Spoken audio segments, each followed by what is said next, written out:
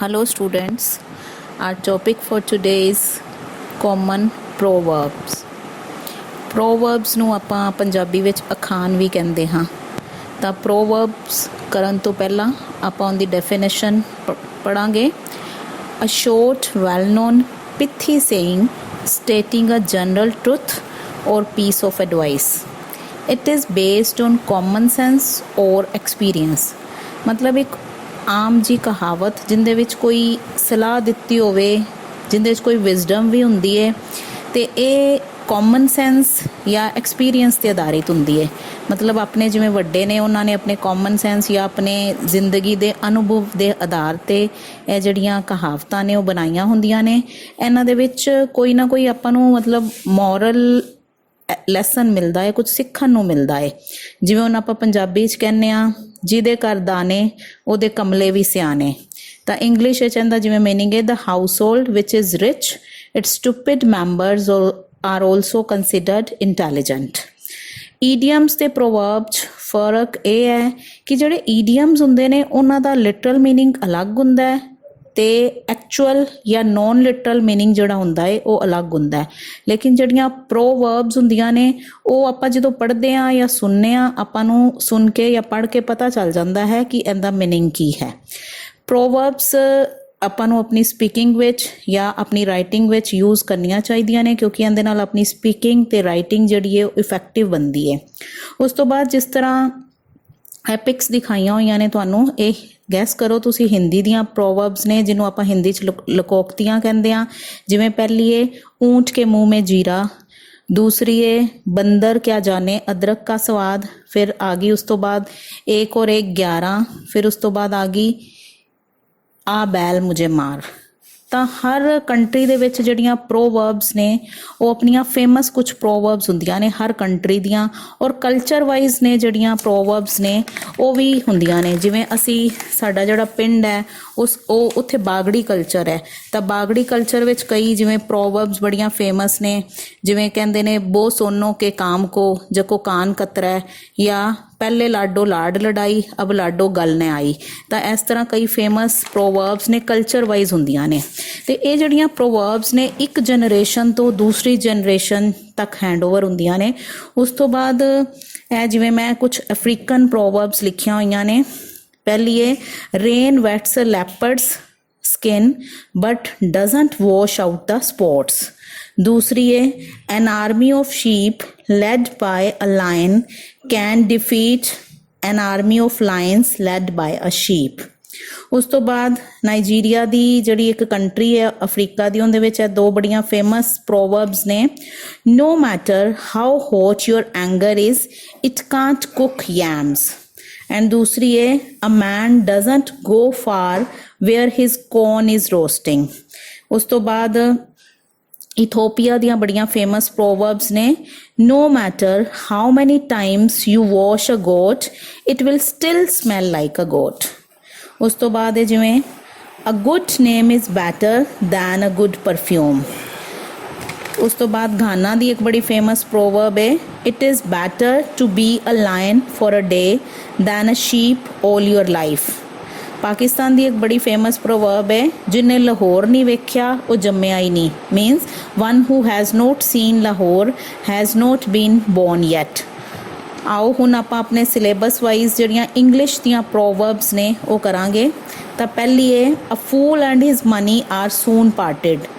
ਤੁਸੀਂ ਸਿਰਫ ਪ੍ਰੋਵਰਬਸ ਦੇ ਮੀਨਿੰਗ ਹੀ ਲਿਖਣੇ ਹੋਣਗੇ ਪੇਪਰ ਵਿੱਚ। ਤਾਂ ਇਹ ਪਹਿਲੀ ਪ੍ਰੋਵਰਬ ਦਾ ਮੀਨਿੰਗ ਹੈ one who can't take care of his money loses it. ਮਤਲਬ ਜੇ ਤੁਸੀਂ ਆਪਣੇ ਪੈਸੇ ਨੂੰ ਸੰਭਾਲ ਕੇ ਨਹੀਂ ਰੱਖਦੇ ਤਾਂ ਉਹਨੂੰ ਗਵਾ ਬੈਠਦੇ ਹੋ। A good beginning makes a good ending. ਮਤਲਬ ਜਿੰਦਾ ਸ਼ੁਰੂਆਤ ਅੱਛੀ ਹੁੰਦੀ ਹੈ ਤਾਂ ਉਹਦਾ ਐਂਡ ਵੀ ਅੱਛਾ ਨਿਕਲਦਾ ਹੈ। A well begun task ends in a good state.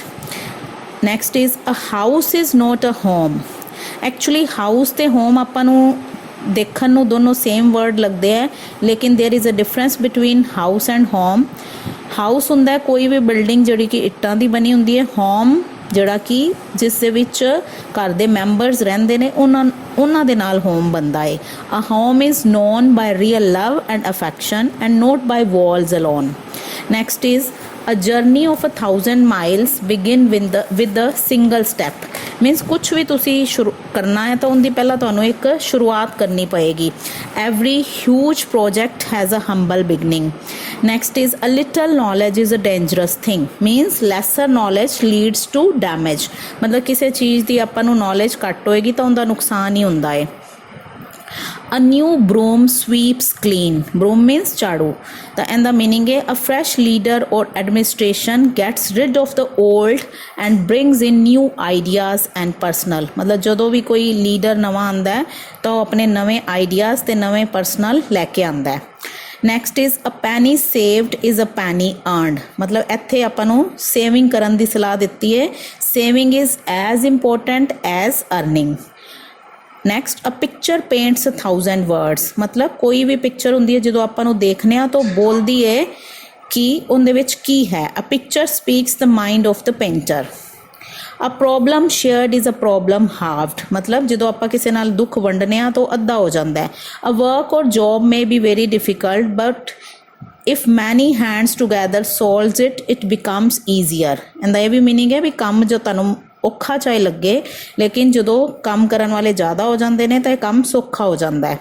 Next is a prophet is not recognized in his own land means a person may be very talented but can't get due importance among his own people मतलब आधे लोगों ਦੇ ਵਿੱਚ ਕਿਸੇ person ਭਾਵੇਂ ਕੋਈ talented ਵੀ ਹੋਵੇ ਉਹਦੀ ਓਨੀ ਇੰਪੋਰਟੈਂਸ ਕਾਊਂਟ ਨਹੀਂ ਹੁੰਦੀ।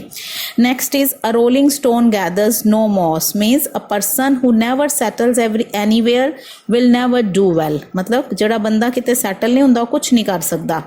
a stitch in time saves nines means an action or thing done at the right time saves much trouble मतलब ਜਿਹੜੀ ਚੀਜ਼ ਤੁਸੀਂ ਸਹੀ ਸਮੇਂ ਤੇ ਕਰ ਲਓ ਤਾਂ ਤੁਹਾਨੂੰ ਕੋਈ ਮੁਸੀਬਤ ਨਹੀਂ ਦੇਖਣੀ ਪੈਂਦੀ।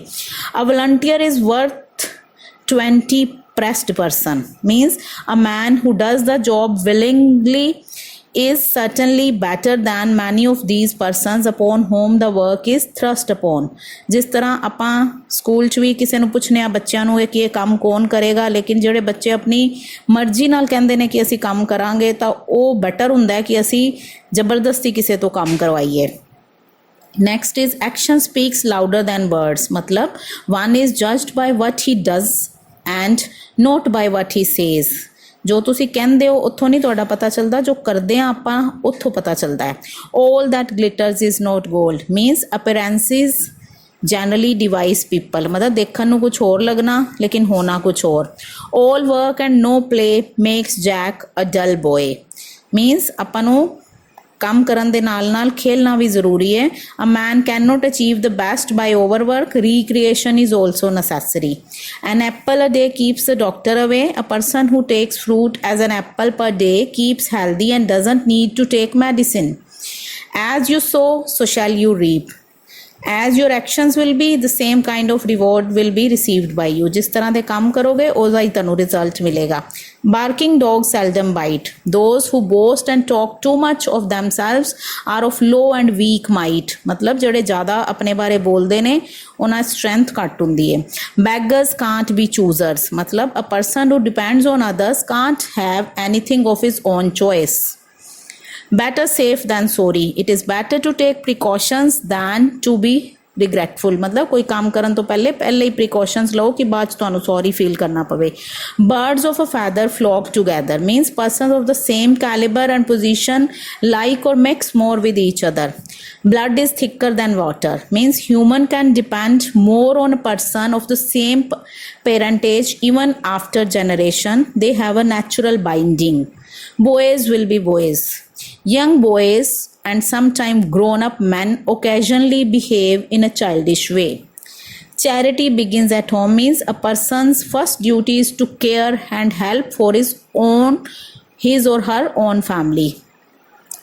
cleanliness is next to godliness means being clean is a sign of spiritual purity or goodness। ਇਹ ਸਫਾਈ ਦਾ ਆਪਾਂ ਨੂੰ ਮੈਸੇਜ ਦਿੰਦਾ ਹੈ ਕਿ ਸਫਾਈ ਰੱਖਣੀ ਚਾਹੀਦੀ ਹੈ। don't bite the hand that feeds you don't think ill of a person who helps you ਇੱਥੇ ਫੀਡਸ ਆਣਾ ਫੀਲਡਸ ਲਿਖਿਆ ਹੋਇਆ ਸਪੈਲ ਸਹੀ ਇਹਦੇ ਕਰ ਲਓ ਡੀ ਐਲ ਦੀ ਜਗ੍ਹਾ ਤੇ ਡੀ ਲੱਗੇਗਾ। don't count your chickens before they are hatched means don't daydream मतलब ਕੁਛ ਵੀ ਆਪਾਂ ਨੂੰ ਪਹਿਲੇ ਕੰਮ ਬਾਰੇ ਨਹੀਂ ਸੋਚਣਾ ਚਾਹੀਦਾ, ਜਦੋਂ ਕੰਮ ਹੋ ਜਾਏ ਉਦੋਂ ਹੀ ਪਤਾ ਚੱਲਦਾ ਹੈ ਕਿ ਕੰਮ ਹੋਇਆ ਕਿ ਨਹੀਂ ਹੋਇਆ। Don't pull all your eggs in one basket means don't invest all your money at a single place or you can be ruined। मतलब ਆਪਾਂ ਨੂੰ ਸਾਰੀ ਮਨੀ ਦੀ ਇਨਵੈਸਟਮੈਂਟ ਇੱਕ ਥਾਂ ਤੇ ਨਹੀਂ ਕਰਨੀ ਚਾਹੀਦੀ। Don't try to walk before you can crawl means do things according to your caliber। Early to bed and early to rise makes a man healthy, wealthy and wise means one should sleep early and get up early to remain healthy। Empty vessels make the most noise means one who doesn't have any good quality in him shows off more। मतलब जिंदे विच कुछ नहीं हुंदा वो अपना दिखावा ज़्यादा करता है। Every dark cloud has a silver lining means even the greatest sorrow has some happiness hidden behind it।